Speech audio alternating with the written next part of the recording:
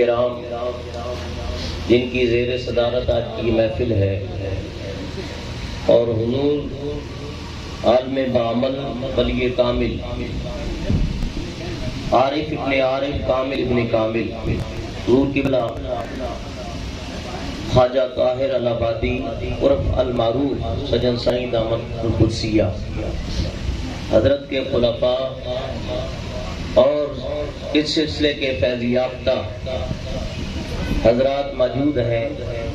خلیفہ قاسم صاحب طاہری نقشبندی، جناب قبلہ خلیفہ فیض محمد صاحب طاہری نقشبندی، خلیفہ رحیم بخش طاہری نقشبندی جو کہ ہمارے سائیں غلام نبی صاحب کے صاحبزادے، اللہ تعالیٰ ہم سب کی حاضری قبول و منظور فرمائے۔ چند باتیں آپ کی خدمت میں پیش کروں گا۔ ارشاد باری تعالیٰ ہے کل نفس ذائقۃ الموت، کہ ہر نفس نے موت کا ذائقہ چکھنا ہے، اور ذائقے کی کیفیت تو ہر انسان تقریباً واقف ہے کہ اگر میٹھے پھل کھائیں گے تو اس کا ذائقہ میٹھا ہوگا، اگر تلخ کھائیں گے ترش کھائیں گے تو اس کا ذائقہ ترش ہوگا۔ لیکن موت ایک ایسی ناقابل تلخ حقیقت ہے کہ نہ جس کا انکار کیا جا سکتا ہے، باوجود اعمال صالح کے پھر بھی اس کا ذائقہ اس قدر تلخ ہے کہ جس کو بھلایا نہیں جا سکتا۔ تو فرمایا کل نفس ذائقۃ الموت، ہر نفس نے جو بھی زیرو چیزیں آئی ہیں ان کے اوپر یہ کیفیت طاری ہونی ہے، اور انہوں نے موت سے ہمکنار ہونا ہے۔ اس لیے ہمیں دعوت فکر دی گئی کہ موت کی تیاری کی جائے، اس کے لیے اچھے اعمال کیے جائے، اور ایسے اعمال کا ارتکاب ہم سے ہونا چاہیے کہ جس میں اللہ اور اس کے پیارے رسول کی رضا۔ پھر فرمایا قل ان الموت الذی تفرون منہ فانہ ملاقیکم، کہ موت سے کبھی تم بھاگ نہیں سکتے۔ اے پیارے محبوب آپ فرما دیجئے اگر تم اس سے راہ فرار بھی کرنا چاہو تو کر نہیں سکتے، فانہ ملاقیکم، وہ تمہیں آ کر رہے گی۔ ثم تردون الی عالم الغیب والشہادہ، اور پھر تم لوٹائے جاؤ گے اسی رب کی طرف جو تمہارے ظاہر اور چھپے ہوئے کو جانتا ہے۔ ثم تردون الی عالم الغیب والشہادہ فینبئکم بما کنتم تعملون، اور پھر تمہیں اس کی خبر دے گا قیامت کے دن جو تم نے اعمال کیے۔ تو اس آیت کریمہ سے بھی یہ بات واضح ہو گئی کہ موت سے بھاگا جا سکتا نہیں۔ تو جس چیز سے ہم نہ بھاگ سکتے ہیں، نہ جان چھڑا سکتے ہیں، نہ راہ فرار اختیار کر سکتے ہیں، تو چاہتے ہوئے نہ چاہتے ہوئے ہمارے اوپر وہ کیفیت آنی ہے۔ تو عقل مندی اسی کے اندر ہے کہ اس کی تیاری کی جائے۔ اللہ تعالیٰ نے ایک اور مقام پہ ارشاد فرمایا کہ جو موت کی تیاری کرتے ہیں ان کے لیے ایک دعوت فکر ہے۔ فرمایا الذی خلق الموت والحیات لیبلوکم ایکم احسن عملا وہو العزیز الغفور، کہ زندگی اور موت کو اللہ فرماتا ہے کہ میں نے ہی تخلیق کیا ہے۔ اور کیوں تخلیق کیا ہے؟ لیبلوکم ایکم احسن عملا، تاکہ تمہیں آزمائے، دیکھے ایکم احسن عملا، خاص کر تم میں۔ یہ احسن جو ہے یہ اس میں تفضیل ہے، اور تم میں زیادہ اچھے عمل کون کرتا ہے؟ وہو العزیز الغفور۔ آگے ارشاد فرمایا کہ تمہارا رب عزیز بھی ہے، تمہارا رب غفور بھی ہے، تمہارا رب عزیز بھی ہے اور غفور بھی ہے، کیونکہ اللہ کو پتا تھا کہ میرے بندے بعض بات نافرمانیاں بھی کریں گے، اور پھر ان کا ضمیر ملامت کرے گا، ان کے اوپر اللہ تعالیٰ کا خوف طاری ہو جائے گا، اللہ تعالیٰ کے خوف کی کیفیت پیدا ہو جائے گی، اللہ تعالیٰ ان کے دل کے اندر قبر کی فکر پیدا کر دے گا. بدا مالیاں جب ان کے سامنے آئیں گی تو روئیں گے اور اللہ کے خوف سے تھر تھرائیں گے. تو مجھ سمیت آپ میں بہت سارے ایسے نیک بندے ہیں لیکن میں گناہ گار. لیکن جب اپنا محاسبہ ہم کرتے ہیں تو کیفیت کیا ہوتی ہے؟ جے میں نے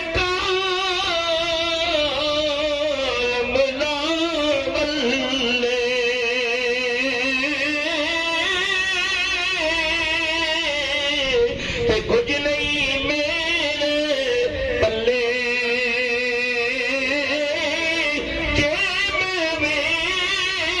کا رحمت تیری بلے بلے بلے اتیا فرما بہو العزیز الغفور. اور لوگوں تمہارا رب عزیز بھی ہے غفور بھی ہے. یہ غفور غفرن سے بنا ہے. جیسے چھلکا ہوتا ہے اس کے اندر کوتا ہے تو وہ چھلکا اس کوتے کو اس موت کو ڈھانپے ہوئے ہے. تو فرمایا جب بندہ مومن سچے دل سے توبہ کر لیتا ہے تو اللہ رحمت کی چادر میں اسے چھپا لیتا ہے.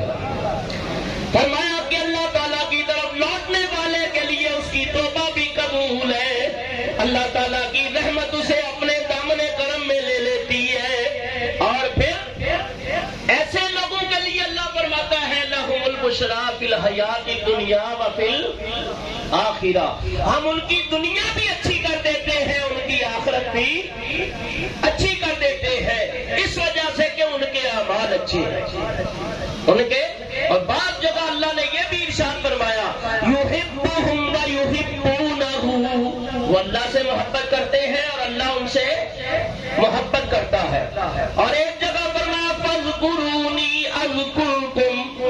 تم مجھے یاد کرو میں تمہیں یاد کروں گا. گویا وہ اللہ کا ذکر کرتے ہیں اللہ ان کا ذکر کرتا ہے. وہ اللہ سے محبت کرتے ہیں اللہ ان سے محبت کرتا ہے.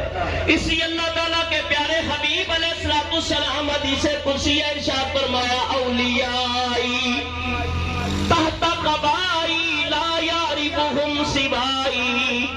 اللہ کے محبوب علیہ الصلوۃ والسلام فرماتے ہیں کہ اللہ کا یہ فرمان ہے کہ میرے اولیاء میری چادریں کرم کے نیچے چھپے ہوئے لا یعرفہم سوائی. میرے سوا ان کو کوئی نہیں جانتا.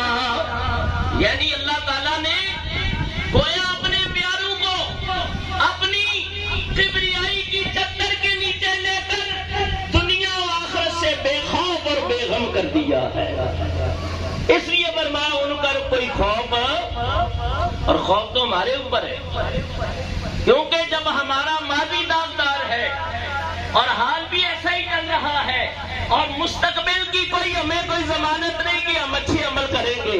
ہاں لا تقنطوا من رحمت اللہ کی چادر کا دامن تھامے ہوئے لیکن کوشش کرنی چاہیے کہ اپنے بدعمالیوں کا محاسبہ کر کے قبر کی فکر اور فکر آخرت کی جائے آخرت کی فکر کی جائے. تو اللہ فرماتا ہے وَهُوَ الْعَزِيزُ الْغَفُورُ. فرمایا وہ عزیز بھی ہے وہ غفور بھی ہے. ہاں ایک حدیث مبارکہ کے اندر آتا ہے اگر تمہارے گناہ آسمان کے کناروں کو چھونے لگے لیکن اب کوئی یہ خیال نہ کر لے کہ اب گناہ کرنا جائز ہو گیا دن رات گناہ ہی کرے نہیں. لیکن فرمایا اگر آسمان کے کناروں کو بھی چھونے لگے اور تم نے شرک نہ کیا تو تم زمین پر گناہوں کے ساتھ بھی رب سے ملو گے تو اللہ اپنے کرم سے پھر بھی معاف کر دے گا.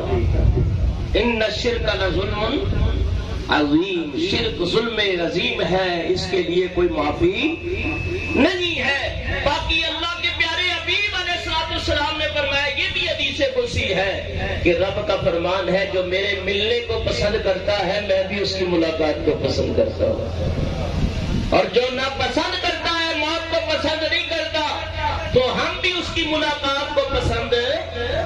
کیونکہ یہ واقعہ ابراہیم علیہ السلام سے بھی ظاہر ہوا جب آئے تو کہا کبھی یار نے بھی یار کی روح قبض کی ہے. کہا میرے پاس اس کا جواب تو نہیں ہے. رب اس کی بارگاہ میں عرض کرتا ہوں. فرمایا اسرائیل جا کے کہہ دو کبھی یار نے بھی یار سے رخ موڑا ہے کبھی یار نے بھی یار کی ملاقات سے رخ بدلا ہے. حضرت ابراہیم علیہ السلام کہنے لگے ابراہیم جلدی کر یہی بات تو سننا چاہتا تھا کہ میرا رب یہ چاہتا ہے تو میں بھی اپنی رب کی ملاقات کے لیے تیار ہوں. تو فرمایا موت و حیات کو ہم نے پیدا اس لیے کیا ہے تاکہ تمہیں رب آزمائے اچھے عمل کون کرتا ہے، وہ بخشنے والا بھی. اور ہماری عمر کاش نیکیوں میں بسر ہو، ورنہ زیادہ تر گناہ کرتے کرتے انسان عمر کے اس دانے پہ پہنچ کے پھر بھی بات نہیں آتا. لیکن فرمایا رب پھر بھی اپنے کرم کے چادر میں بندے کو چھپاتا ہے. اسی اللہ تعالیٰ کے پیارے حبیب علیہ الصلوۃ والسلام آپ سے سوال کیا گیا، کی گئی اللہ کے محبوب سب سے زیادہ عقل مند آدمی کون ہے، دانشمند اور عقل ترین کون ہے؟ آپ نے فرمایا جو موت کو کثرت سے یاد کرے، موت کو کثرت سے یاد کرے. آج ایک روایت پڑھ رہا تھا، مشکات کے اندر بھی ہے اور صفحہ نمبر 113 کے مشکات شروع کے ابواب میں، بلکہ صفحہ نمبر 131 کے اوپر فرمایا کہ ان ابن عمر قال رسول اللہ صلی اللہ علیہ وسلم اخذ بمنکبی کن کأنک فی الدنیا کالغریق او عابر سبیل. عبداللہ ابن عمر روایت کرتے ہیں اس حدیث کی. تقریباً 1600 حدیثوں کے راوی عبداللہ ابن عمر ہیں. ایک عبداللہ ابن مسعود رضی اللہ تعالیٰ عنہ، ایک عبداللہ ابن عمر. ان کے پاس حضور علیہ الصلوۃ والسلام کے زیادہ تبرکات موجود تھے ان کے پاس. تو حضرت عبداللہ ابن عمر کہتے ہیں کہ نبی پاک علیہ الصلوۃ والسلام نے میرا کندھا بمنکبی اخذ رسول اللہ بمنکبی، میرے کندھے پکڑے اور فرمایا قل فی الدنیا کأنک غریق فی الدنیا وعابر سبیل. فرمایا دنیا میں ایسے رہو جیسے کوئی راہ چلتا مسافر ہے. فرمایا دنیا کو اس طرح اختیار کرو. پھر اللہ کے حبیب علیہ الصلوۃ والسلام کے صحابی عبداللہ ابن عمر کہتے ہیں پھر نبی پاک علیہ الصلوۃ والسلام نے فرمایا اگر تو اس مہتا فلا تنتظر فی المساء، کہ اگر تو صبح کر لے تو شام کا انتظار نہ کر. اور فرمایا بخص صحتی کا لمردی کا، کہ اپنی صحت کے زمانے کو غنیمت جان بیماری آنے سے پہلے، اور اپنی زندگی کو غنیمت جان موت کے طاری ہونے سے پہلے، غرغرہ طاری ہونے سے پہلے. تو میرے بزرگوں اور دوستوں، نوجوانوں، کہ ہمیں سب کو اس طرف جانا ہے، لہذا ہمیں اس کی تیاری کرنی چاہیے. تو بڑے بڑے وزیر، بڑے بڑے بادشاہ، کوئی بھی بچا نہیں ہے کہ دلا غافل نہ ہو یقین دم یہ دنیا چھوڑ جانا ہے. دلا غافل نہ ہو یقین دم یہ دنیا چھوڑ جانا ہے. بغیچے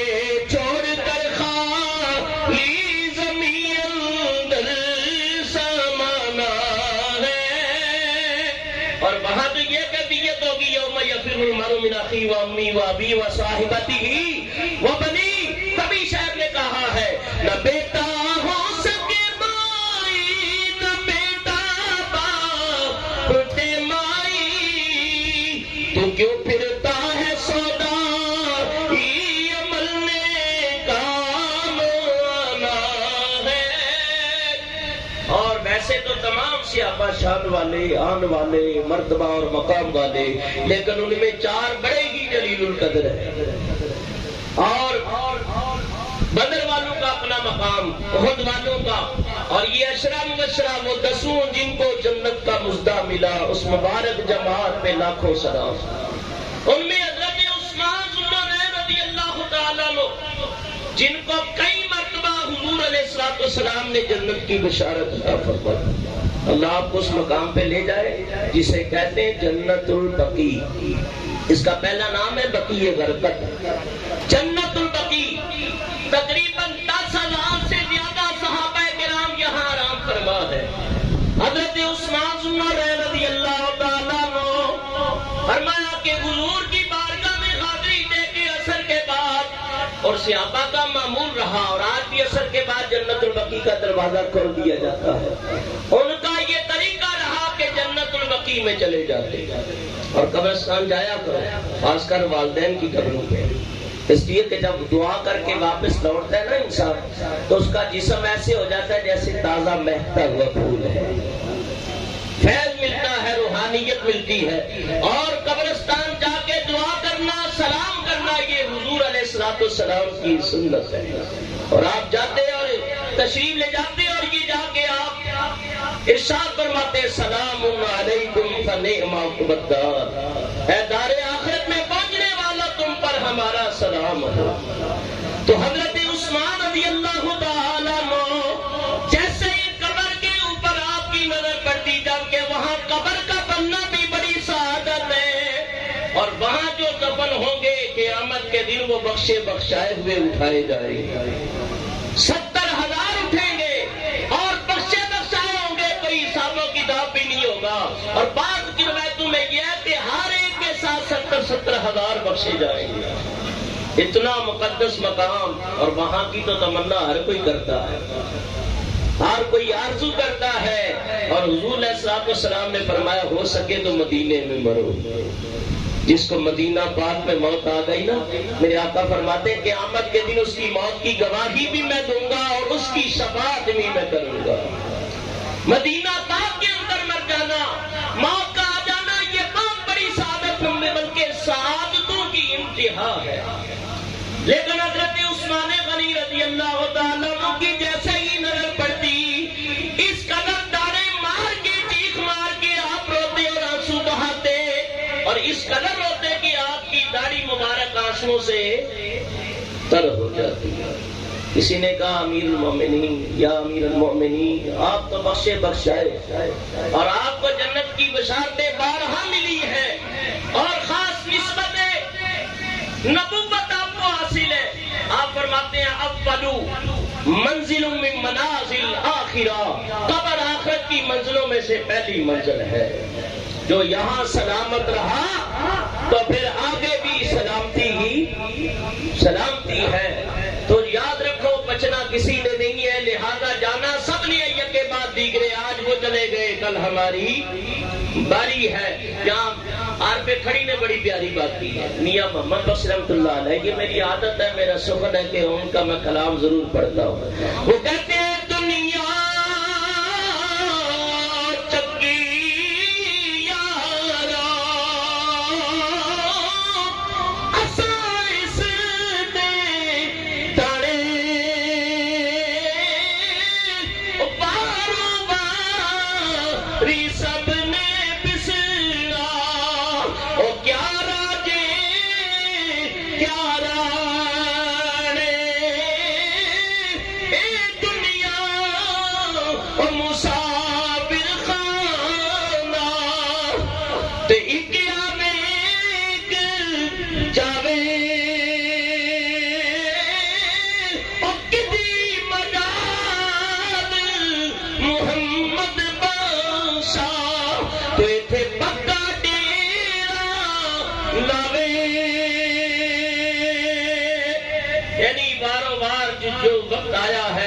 اپنی مدت گزار کر وہ اللہ کے حضور جانے والا ہے. لہذا بہترین ہے اللہ سے دعا کرو.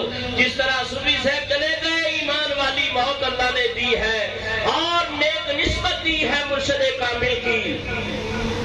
اس دن ارشد بھائی نے ایک بڑی پیاری بات کی، ضمن بات کر رہا ہوں تو حضرت سونا سائی رحمۃ اللہ علیہ آپ کا ایک قول ہے، بزرگوں کے ملفوظات ہوتے ہیں اور بزرگوں کی باتیں جو ہیں وہ لکھنی چاہیے.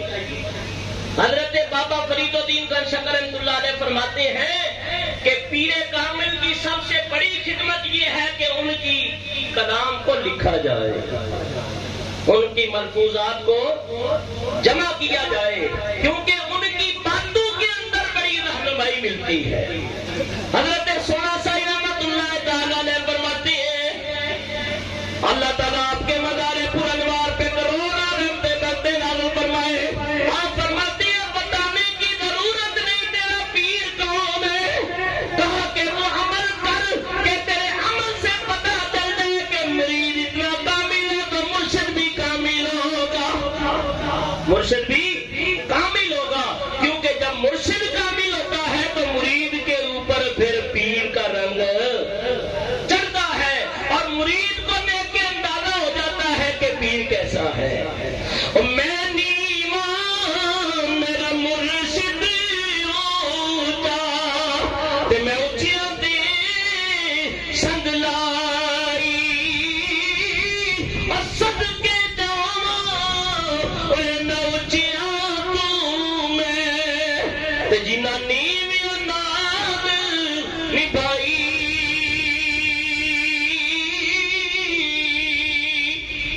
نسبت والے کے اوپر جب یہ کیفیت تاری ہوتی ہے موت کی تو سبحان اللہ، بعض اوقات ایسا بھی ہوتا ہے حجابات اڑ جاتے ہیں، پردے اڑ جاتے ہیں اور مرشد کامل دم آخر آ کے وہ کلمہ خود پڑھا کے مرید کو ساتھ لے جاتا ہے، بات دستگیری ہو جاتی ہے۔ علامہ راضی ساری عمر مناظرے کرتے رہے، پڑھاتے رہے، آخری وقت آ گیا، شیطان کے وار بھی بڑے سخت ہیں، لیکن فرمایا فخر الدین راضی رحمۃ اللہ علیہ فرماتے ہیں مرشد کامل حضرت نجم الدین کبریٰ رحمۃ اللہ علیہ عصر کی نماز کا وضو کر رہے ہیں، مرید کو دیکھا، اور سیف کو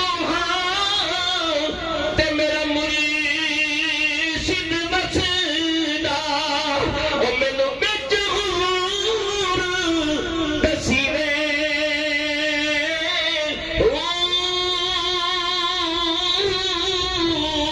سارے فاصلے مٹ جاتی ہیں، دوریاں ختم ہو جاتی ہیں، مرید کہیں بھی ہو مرشد کی نظر آتی ہے، پانی کا چلو کر کے ایسے چھینٹا مارا اور کہتے راضی میں رب کو دلیل سے نہیں مانتا، میں رب کو بغیر دلیل سے مانتا ہوں۔ تو پیر کامل کی نسبت سے ایمان بھی بچ جاتا ہے۔ ایسی موت کے اوپر صدہا سلام ہو کہ ایمان والی موت یہی ہے۔ انہی کے بارے فرمایا یثبت اللہ الذین آمنوا بالقول ثابت۔ دنیا سے گئے تو تب بھی ایمان کے ساتھ ہے، قبر میں گئے تو سوالوں کا جواب بھی صحیح دیا، مرشد کی رہنمائی ہے، وہی قول ثابت ہے۔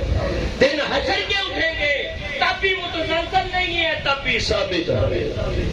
اور موت کی کیفیت کی ایک بات، حضرت عیسیٰ علیہ نبی علیہ السلام والدہ جو دن میں روزہ رکھتی اور رات کو عبادت میں گزر جاتی ہے، بیٹا بھی روزے میں رہتا اور رات شب بیداری میں گزر جاتی ہے، فرمایا کہ روزہ رکھا، اسی حالت میں موت آ گئی، اچانک دیکھا آنے والا آیا، کہا کون ہے کہ تیرے کو دیکھ کے میرا دل کام رہا، کیفیت طاری ہو رہی ہے، کہا میں وہ ہوں جو عورتوں کو بیوہ کر دیتا ہوں، بچوں کو یتیم کر دیتا ہوں، بڑے بڑے گھر خالی کر دیتا ہوں، اور میں آپ کی طرف آیا ہوں کہ موت کا وقت آ چکا ہے، روح قبض کر لی گئی، اور حضرت عیسیٰ علیہ السلام واپس لوٹے، افطار کے ٹائم ماں کے اوپر وہ کیفیت ہے، روزوں نے روزے افطار کر لیے،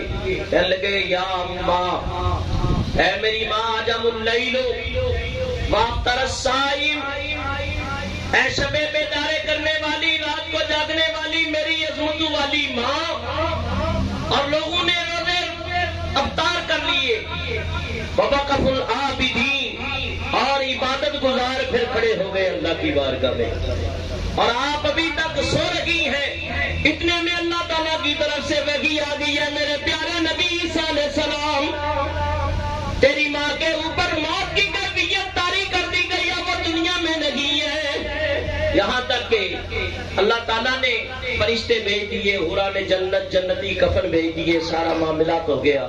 عیسیٰ علیہ السلام کو اللہ نے ایک شان یہ بھی عطا فرمائی تھی، وَأُبْرِئُ الْأَكْمَحَ وَالْأَبْرَصَ وَأُحْيِي الْمَوْتَىٰ بِإِذْنِ اللَّهِ، کہ آپ فرماتے ہیں برس والے کو لے آؤ، ہاتھ لگاؤں گا، اس کی برس کی بیماری چلی جائے گی، نبینے کو ہاتھ لگاؤں گا، اس کی آنکھوں میں روشنی آ جائے گی، وَأُحْيِي الْمَوْتَىٰ بِإِذْنِ اللَّهِ، اللہ کے اذن سے میں زندہ کروں گا۔ آج کی مولا مجھے اجازت عطا فرما، تاکہ موت کے وقت میں موجود نہ تھا، اگر تو اجازت دے میں زندہ کر کے پوچھ لوں کہ موت کی حقیقت کیا ہے۔ اللہ نے اجازت عطا فرمائی، ماں کو حکم دیا، وہ اللہ کے اذن سے زندہ ہو گئی۔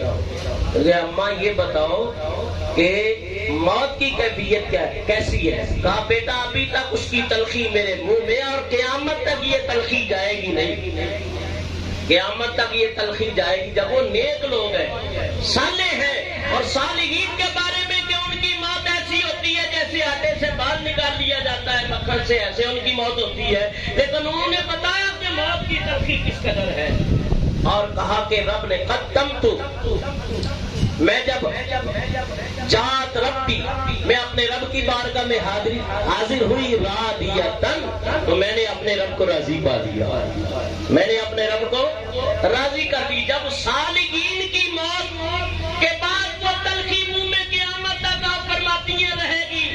تو ہمارے اعمال کیا، ہماری کیا کیفیت ہے؟ نہ وہ روزے، نہ وہ نمازیں، نہ وہ کیفیت. تو یاد رکھو اس لیے کہ وہ عمل کرے کہ اللہ تعالیٰ وہ وقت آسانی پیدا کر دے، اور کلمہ طیبہ کو اللہ ہماری زبانوں پہ جاری و ساری کر دے. وقت جو میں نے لیا تھا وہ پورا ہو چکا ہے، 2-3 منٹ ہے، تو آخر میں کچھ اشعار میں پیش کر دیتا ہوں.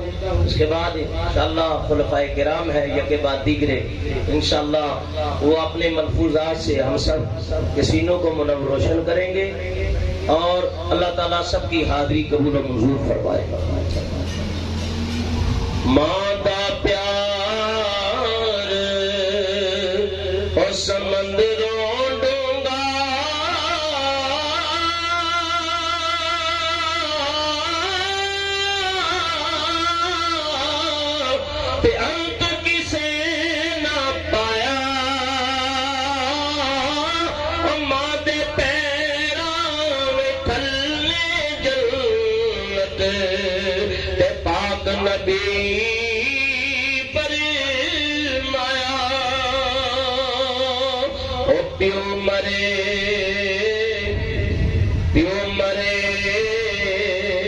سر ننگا ہوندا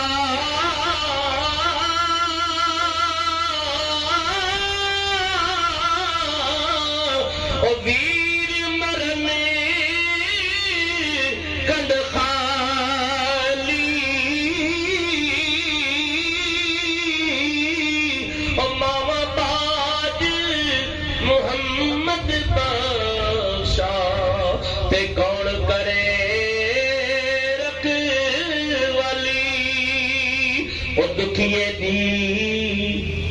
دکھیے دی گل دکھیا جانے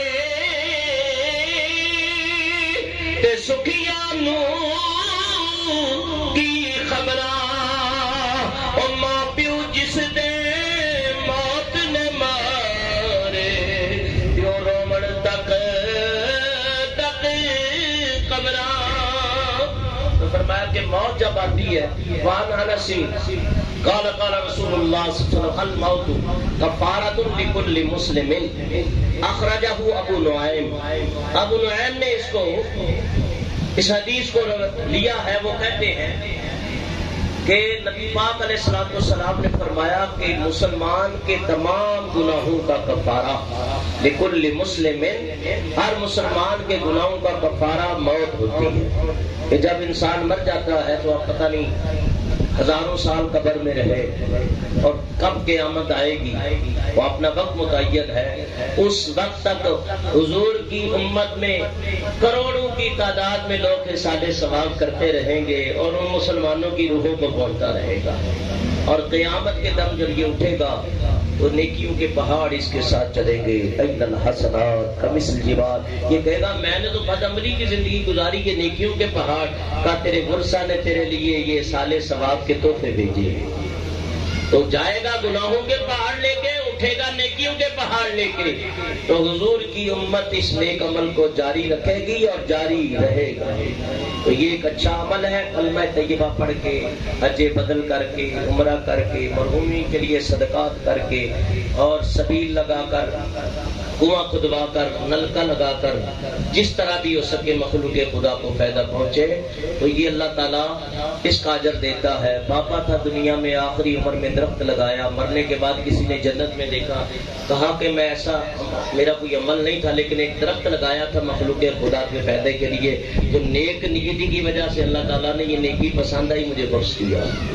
دعا ہے اللہ تعالیٰ کی بارگاہ میں جو ذکر کیا اللہ تعالیٰ قبول و منظور فرمائے، اور اللہ تعالیٰ حاجی محمد انور طاہری نقشبندی کی بخشش و مغفرت فرمائے.